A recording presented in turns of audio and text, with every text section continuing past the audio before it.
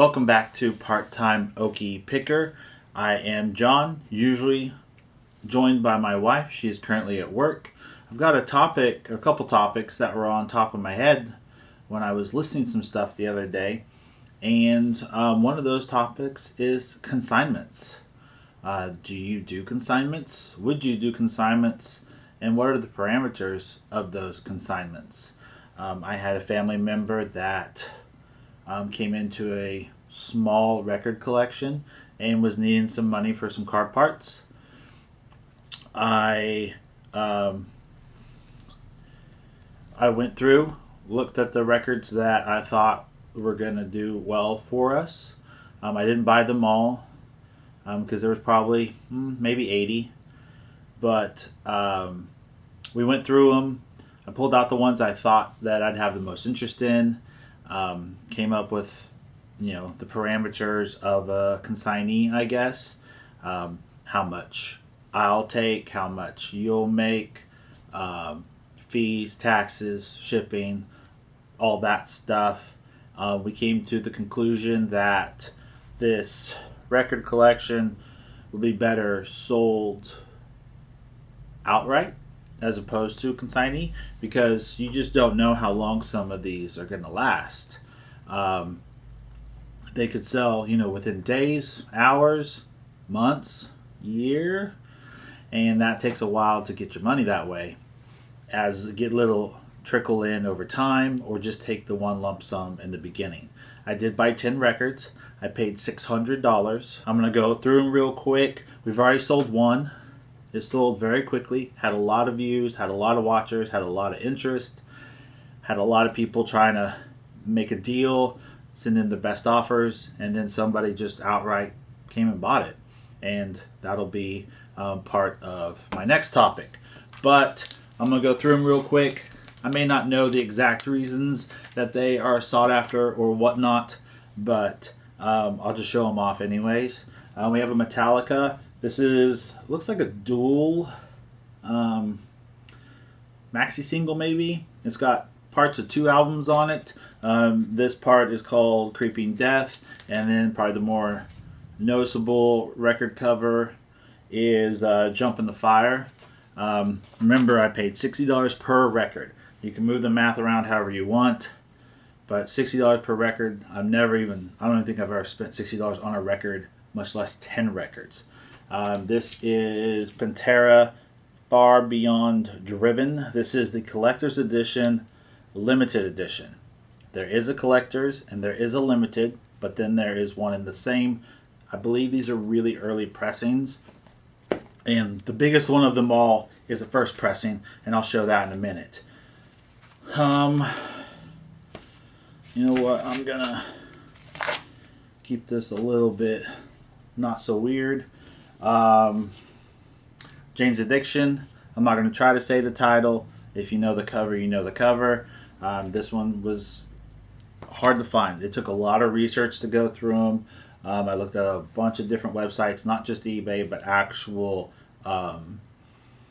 websites with information, not just sell-through rate. There's a bunch of Megadeth. We're going to go through them fairly quickly. Peace sells, but who's buying this Megadeth? All of these are over $100. This Megadeth is 2-disc. It's Killing Is My Business. It also, what I found was cool with this one is it has a poster inside of it. Poster, I don't think it's ever been unfolded. It's definitely never been hung or on display, which is pretty fantastic. A lot of these are European editions. Germany, Poland, Czechoslovakia, the UK. They're not just all your common stuff that you would have gotten in the late 80s, early 90s. This one, for example, is made in the UK, which was harder to find. This is Euthanasia. This is the gatefold edition, which means, it folds open. I'm not going to take them out and show everything, but I believe this one is the disc that is also blue. Nowadays, it's super common to have colored vinyl. Taylor Swift has sprinkles in hers. Katy Perry has a pink one or whatever. But back then, it wasn't as common as it is today. The next one is Megadeth Rust in Peace.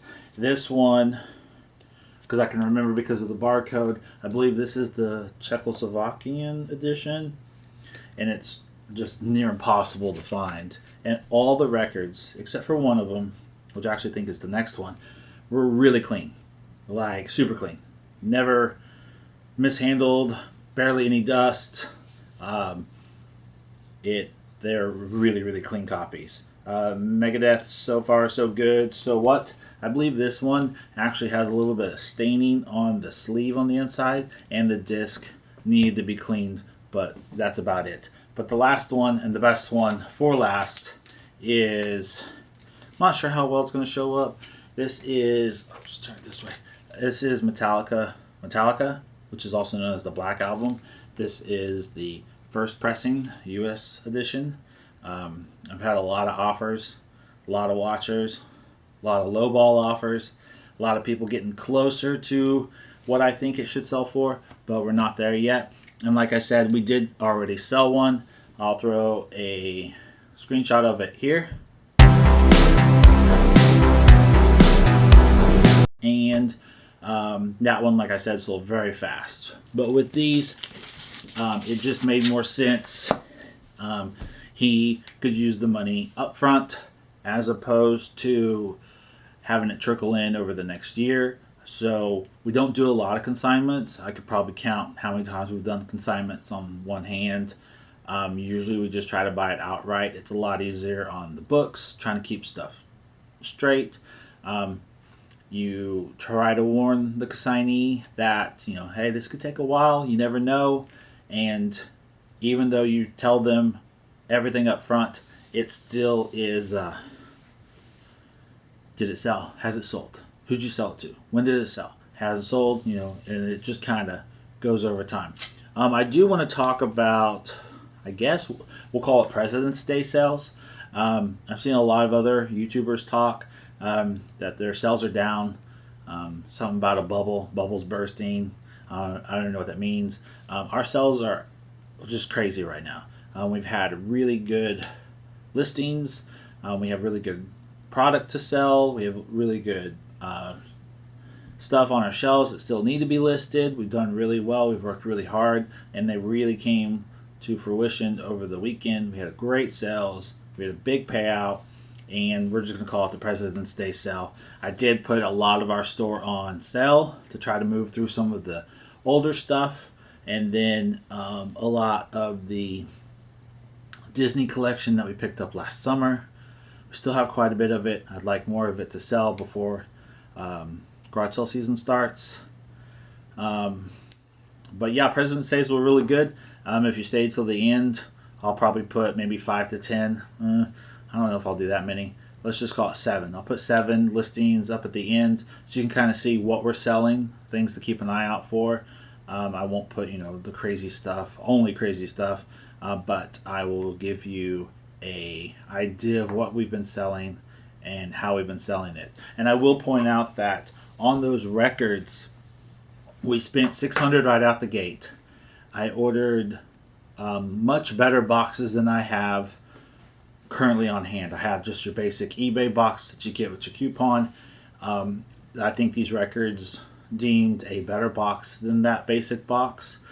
So I ordered some. It's all the guy sells on eBay is record boxes. They came very fast, great shipping. And I've already shipped one of them, and I love the way the box worked. I also ordered blank inner sleeves so I can take the records out of the paper sleeves so they don't bust out the sides when they ship. That's something that, especially on more expensive records, I would suggest doing at all times. And I figured I'd just put out a quick video, and I unfortunately don't have any picking footage right now. And so just stay tuned for the little screen roll of our President's Day sales, top sales, and have a good day. Thank you.